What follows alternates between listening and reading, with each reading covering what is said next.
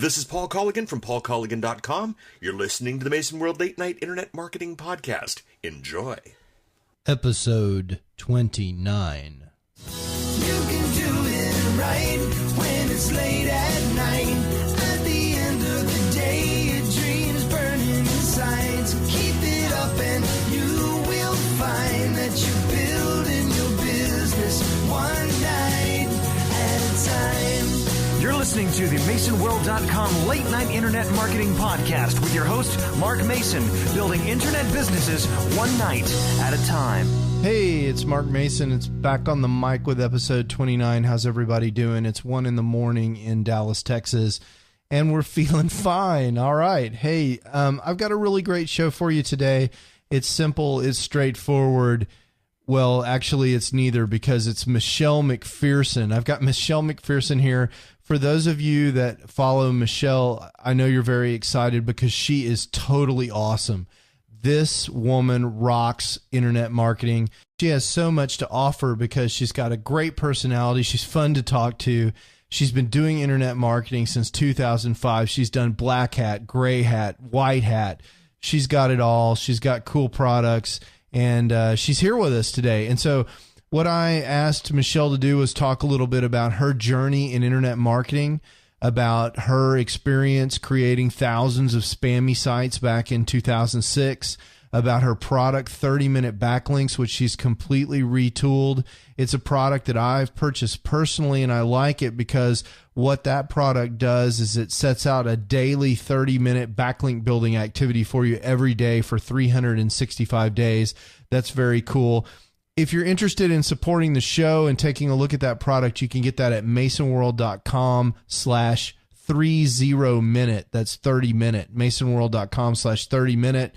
Check that product out. It's pretty cool. No need to go through my affiliate link unless you want to, but that's where it is, masonworld.com/30minute. But when you hear us talk about that product, that's kind of an interesting one that I recommend. It's affordable, and if you're having trouble figuring out how to build backlinks, that's certainly a product you want to take a look at.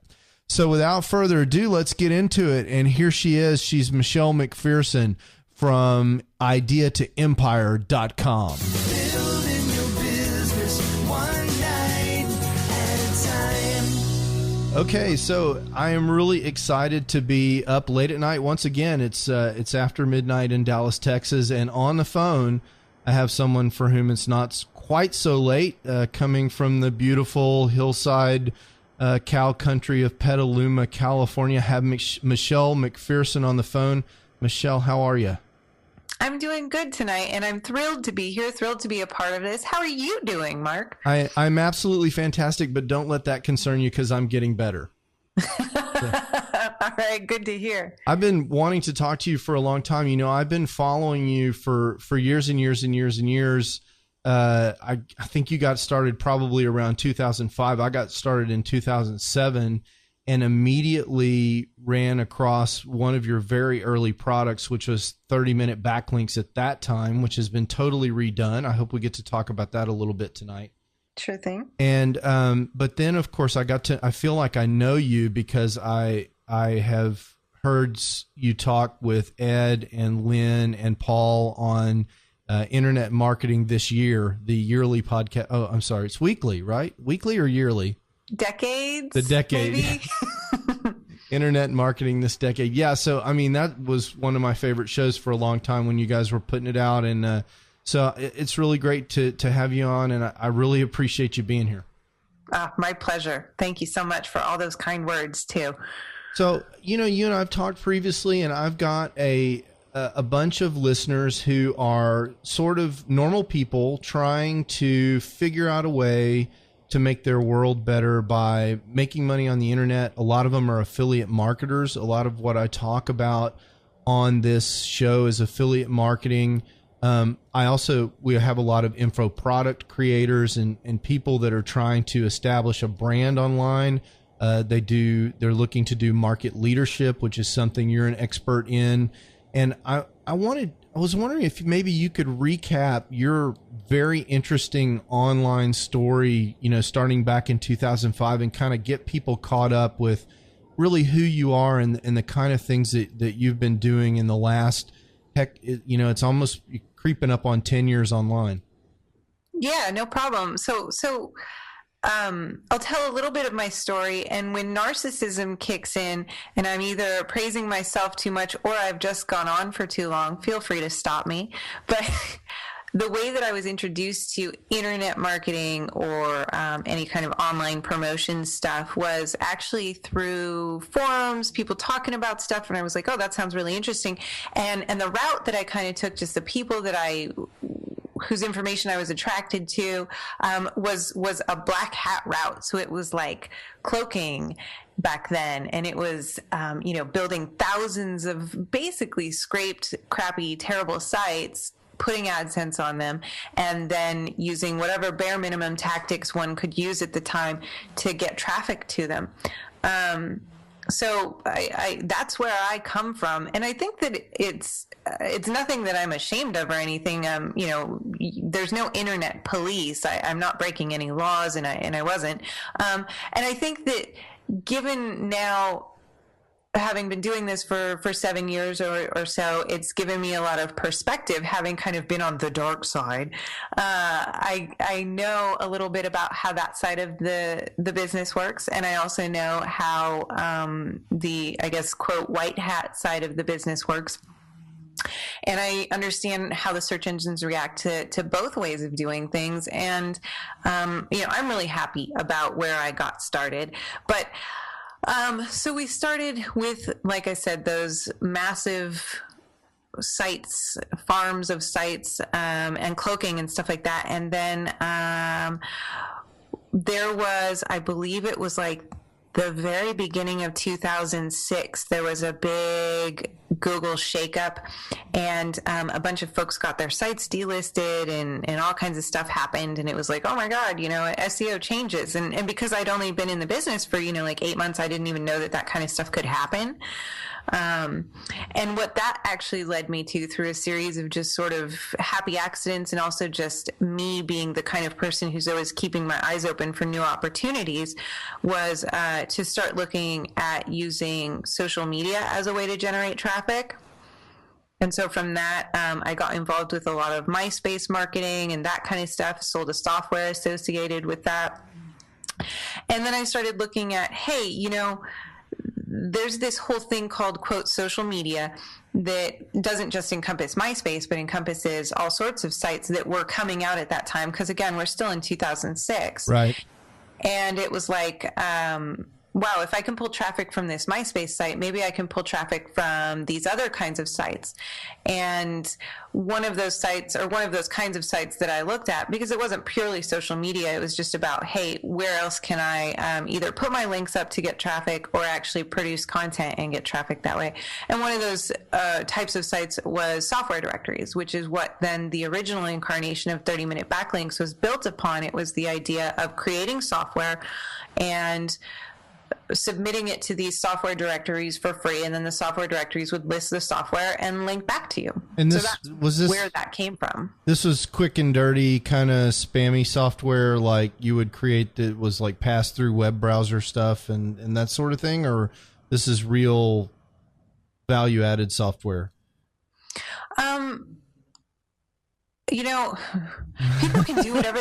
Well, this is my honest thought about that is that, it's as spammy as you want it to be. Right, just like everything else, sure. Yeah, exactly. Am I telling people to make spammy blogs or good blogs nowadays? I'm telling you to put up what's going to work for you in your marketplace. I don't know what your marketplace is, so I can't tell you that a 5,000 word article is better than a 500 word article, because if you're, doing a shoe blog, then you're not going to need 5,000 words on shoes. You know what I'm saying? So I think, at the time, I was absolutely not as cognizant of the idea that it didn't matter as much, to tell the truth, whether something was high quality or not. I mean, that was hardly even something that people spoke about. So for those people who had those values, that they really wanted to do something that mattered in their marketplace, then they could use that to do that. And for those people who just wanted to get a link and put out crappy stuff, they could do that too. I see. So, okay. So sorry to derail you there. So That's So okay. you came out with a 30-minute backlinks. The genesis of that was from this getting backlinks from software distribution sites, and so from there you went where?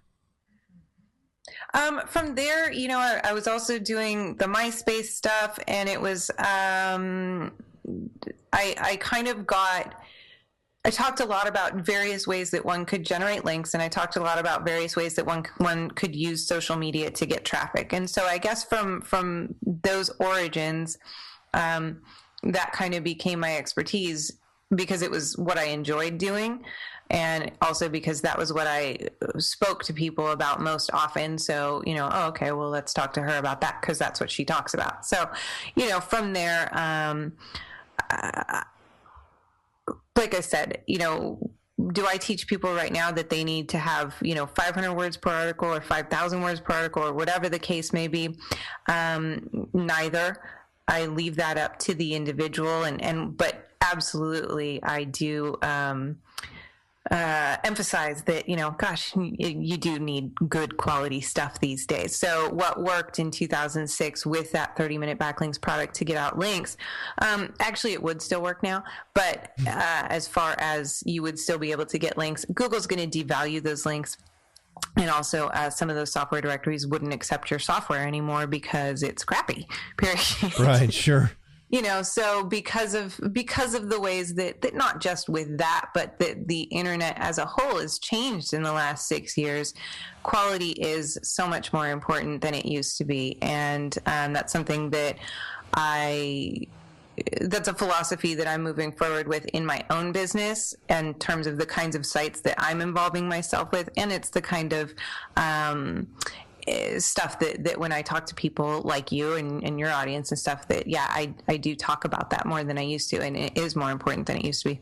Now, it's also true. I've for people who haven't read your stuff, they should go to your blog because you're a really good writer. And isn't it true that that's your background? Don't you have some super galactic collegiate training in writing things? No. Really? I thought I knew that about you. So I really...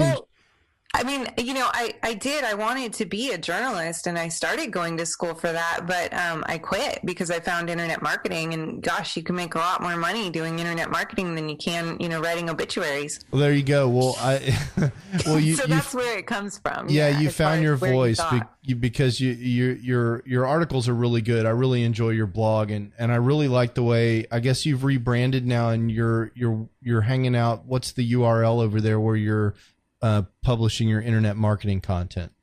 It's at FromIdeaToEmpire.com. And so what, I mean, the idea for that is pretty explanatory from the URL, but can you talk a little bit about that, about sort of what the idea for that property is? Yeah. And a lot of that, why I rebranded, it used to be my name, MichelleMacPhearson.com, and so now it's just FromIdeaToEmpire.com. A lot of that had to do with exactly what we were just talking about in terms of the idea that quality, that having good content, that having something that makes a difference in your marketplace matters so much more than it used to in terms of your ranking. I'm not by any means saying that having something decent to offer your market didn't matter 5 years ago. I'm saying that it didn't matter as much in the search engines, period. It does now matter a lot more. And I guess in some ways, I was maybe a little bit, I guess, like jaded. Like, if you're going to make it to the top of the search engines, and again, we're talking 2005, with really, really bad sites, bad content, then why would I sink all of my time and all of my effort into something that was going to be such a high quality thing if nobody would ever see it because all of the spammy people were going to outrank you? And I realized that that's a super fatalistic way of looking at things. But I mean, I was also 25, so. I understand, sure.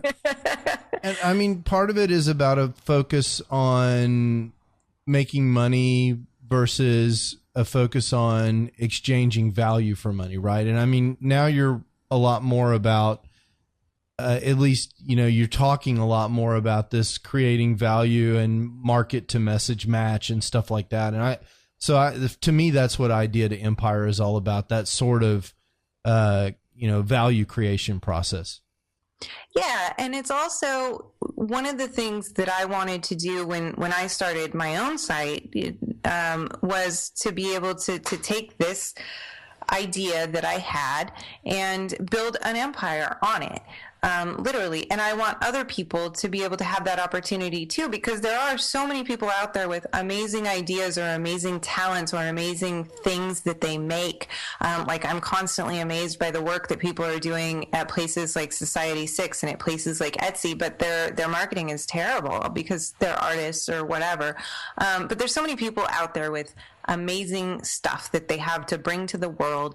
And I would love to see more people take this quality content that they have, that they create because they love it, and create, an empire out of it.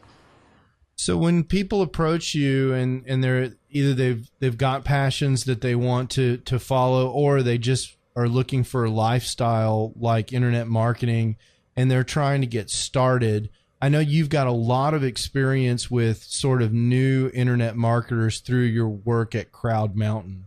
So tell me, what do you tell new people? I mean, if you were going to give new people, and certainly there are a lot of those sort of new internet marketers listening to this show, if you were going to give new internet marketers advice, what kind of advice do you typically give? One of the things that I say to people is that whatever it is that you're creating, whether that's something that you've put on Twitter or a Facebook post or, a blog post or a PDF that you're giving away for free download, it needs to be something that you would be proud enough to show to your mom. And I call it the mom test. If you showed this to your mom, would she be like, oh, wow, that's neat? Or would she look at it and go, okay, hon? Right.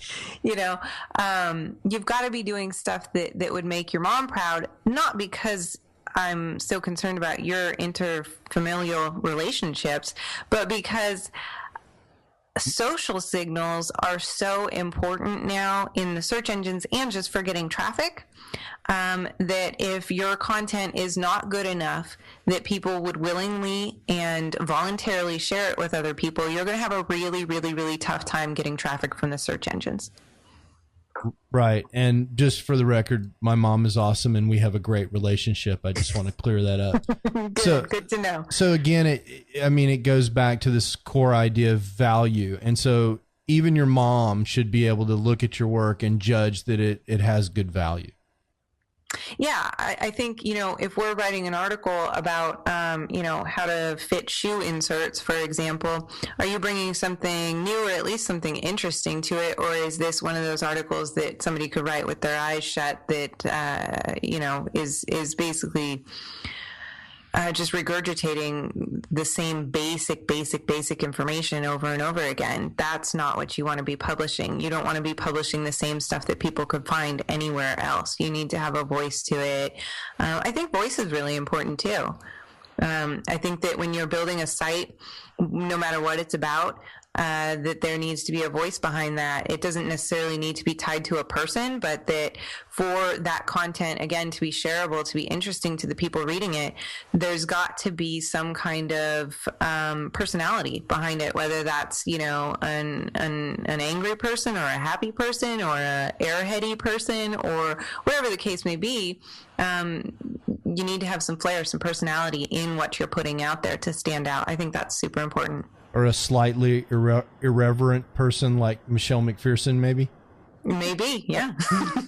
Excellent. So right now, I know that you've got multiple projects going on, and you've retooled 30-minute backlinks, and I thought maybe, given this audience, it might be interesting to talk a little bit about that product and talk about sort of that in the context of Penguin and possibly even Panda. So what kind of advice are you giving people about traffic and backlinks?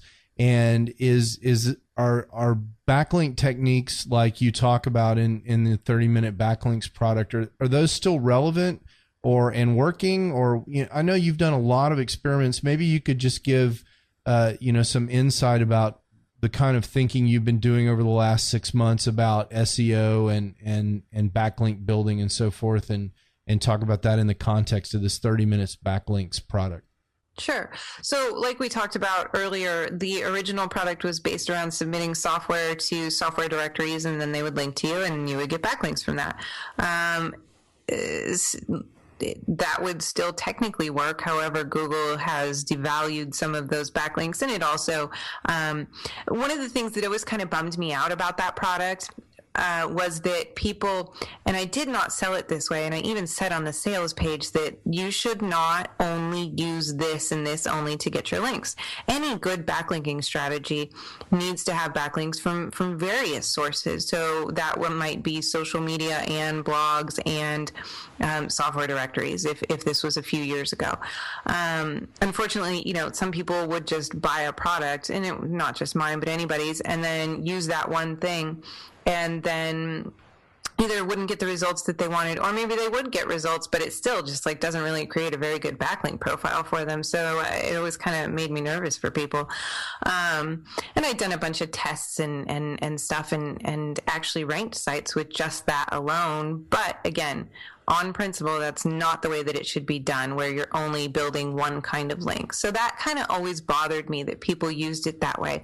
And then, we had these panda changes, and then these penguin changes.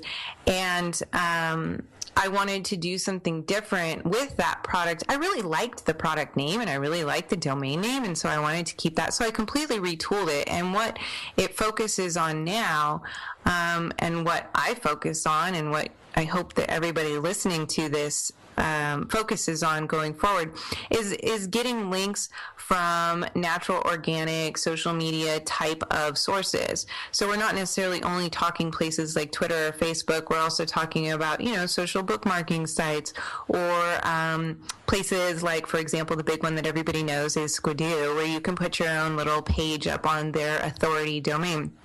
And when you take a strategy like that, where you're pulling in links from many different sources, and of course, those few that I mentioned, I'm sure you guys all know about. So if you haven't yet, go get links from those places. But once you're pulling in links from all of these different kinds of sources, you're starting to present a more natural backlink profile in the eyes of Google. It's going to mix up your anchor text, which is something that Penguin has a big problem with if you've over-optimized your anchor text. And it's also going to get you a lot of different links from a lot of different kinds of sites, which is important to Penguin as well.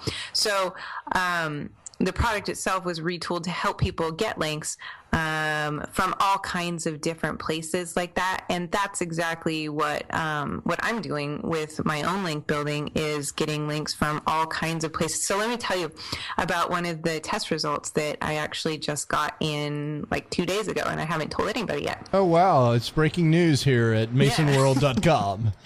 Okay, so I don't know, I'm a total SEO nerd or whatever. So I don't know how much your audience knows about this kind of stuff, but social media sites and getting links from them can help your site rank. So for example, what was discovered, somebody tested it maybe 6 months ago. If a whole bunch of people retweet, or just tweet and tweet and tweet and retweet a link, can the page that tweet links to, can that page rank? And they discovered, yes, it can. If a whole bunch of people retweet something and it goes through Twitter like wildfire, but doesn't have links from anywhere else on the internet, right? It's only getting linked to from Twitter, but it's a large volume of people are linking to it. It can rank. Now, what's interesting is that the text of the tweet then acts as an anchor text. So you can have all my examples during this have been about shoes, because I swear to you, I've got a Pinterest page open in front of me and there's shoes on it. But if you've got a page with Chanel riding boots, this is what's on my Pinterest screen right now, and you've got a picture or whatever you have on it on your blog, and then a whole bunch of people retweet that link to your blog with the anchor text, with the text in the tweet of Chanel riding boots, you will be ranking for Google will be looking at you as a relevant page for the key phrase Chanel riding boots, and depending on the competition for any key phrase, you may actually end up ranking in a high position for that. So am I making sense on that? Yeah, absolutely. Okay. So the test that I just completed was doing the same exact thing, but with Pinterest. Oh, wow. Okay. Yeah. So right now, the caption on your Pinterest pin acts as if it were anchor text. And then you have your image, of course, because that's what Pinterest is it's image based. And then your image links to your site. So there's no actual anchor text on Pinterest, but the caption ends up being what you rank for if you get a whole bunch of repins to something that links to your site. Wow. And so you can definitely see a signal from that. Yeah, I've actually made 2 pages that were penalized in Penguin re-rank by having some viral Pinterest activity with them, and then I've had pages on a brand new site that hadn't been affected by any kind of ranking issues or search engine mix-ups or whatever actually rank because of Pinterest pins. Now, do you have gray hat secrets for getting viral Pinterest activity, or are you just doing something like phoning up 700 of your closest friends and asking them to repin your anchor? For the purposes of this testing, we were using Fiverr to get extra Pinterest pins. Yeah, Fiverr is quite an amazing place for this sort of thing. I mean, you can. I've used it for these kind of tests as well, and it for all social media. That's a really good tip for people to use carefully. You can get links of uncontrolled quality from all social media things, and that's the problem. You don't really know what's going on behind the scenes, but for these kind of tests, it's perfect. Yeah, and just a tip on that as well, if you're going to go that route and you want to keep your Pinterest account, because I really like Pinterest, so I didn't want to lose my account, I had the repins occur on a different account. Yeah, absolutely, because Pinterest is having to start to pay attention to that stuff. I'm starting to hear stories, and that's the price of success, I guess. Yeah, and oh my gosh, let me say this too, because I basically just said like, oh, go spam Pinterest and you'll rank in Google. Number one, that's like super short-lived thinking.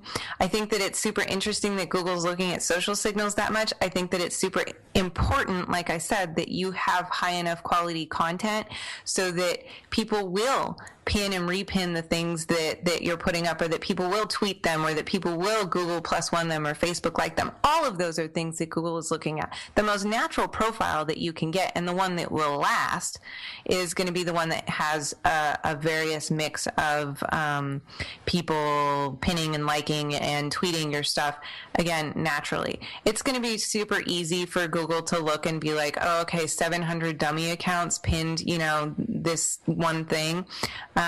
So that right now may be a small loophole. That's not a lasting strategy. Yeah, the strategy is that we need to be thinking about social as a signal for our long-term ranking. Yeah, I guarantee you there's a team of 17 PhD eggheads trying to figure out how to decode the Pinterest signal right now. Right? They've got a pepperoni pizza and they're crammed in a conference room and all sweaty and everything trying to figure it out. I mean, I guarantee you that is happening at Google right at this very moment.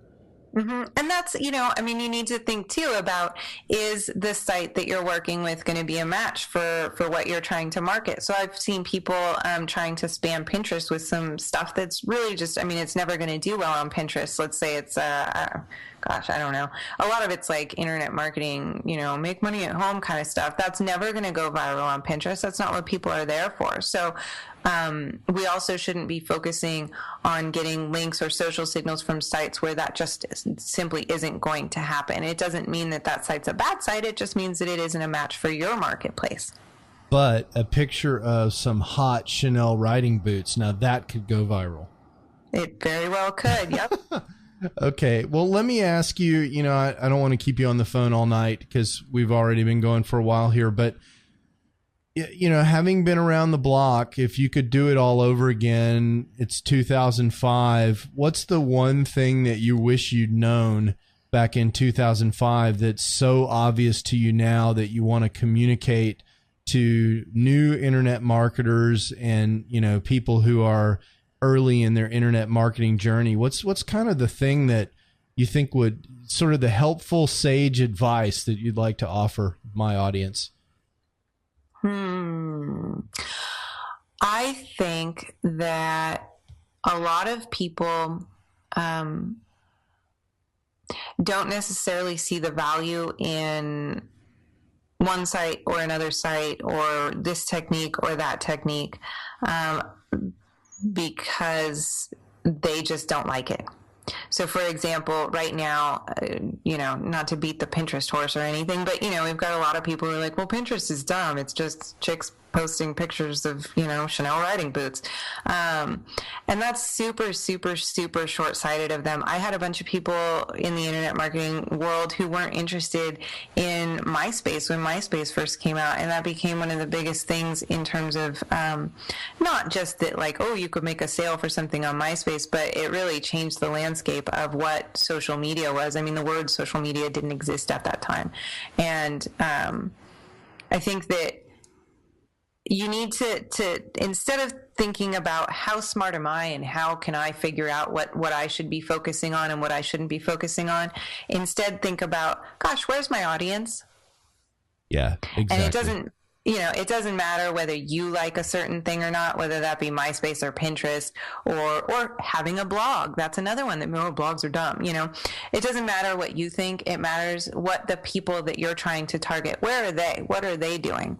What would make your brand or your site or your personality seem more relatable to your audience? Whether you like it or not is irrelevant. But where are your people? And again, it goes back to adding value. If you're going to add value, you have to deliver it. And in order to do that, you've got to go to where you've got to deliver the pizza to the address where the people are hungry, right?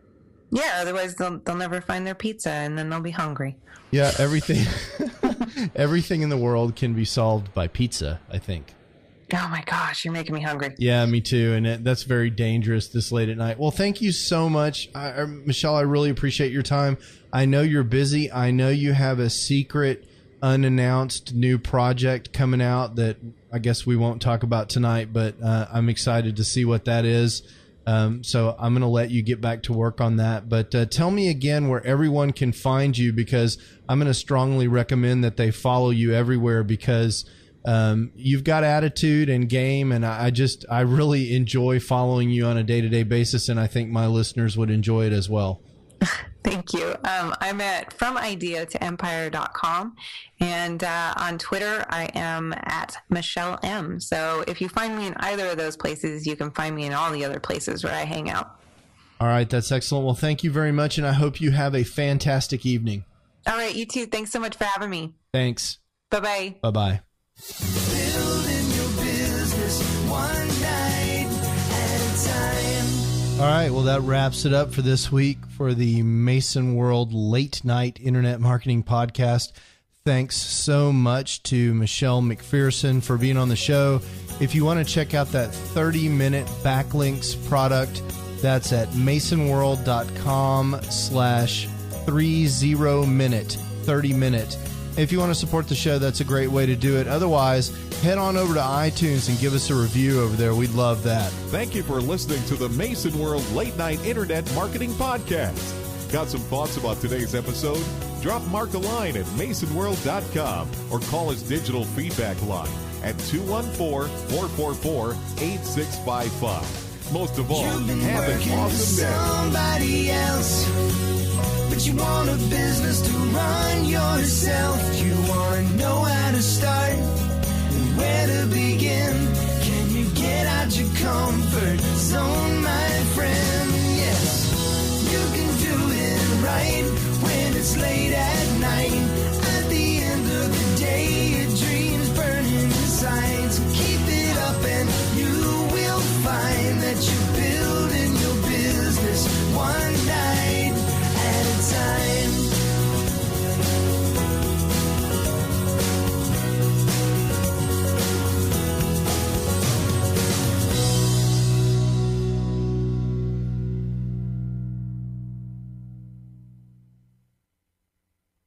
You thought I forgot this time, didn't you? So I've got a new segment coming out on the next show. It's called Internet Marketing Fortune Cookie. So wait for that next week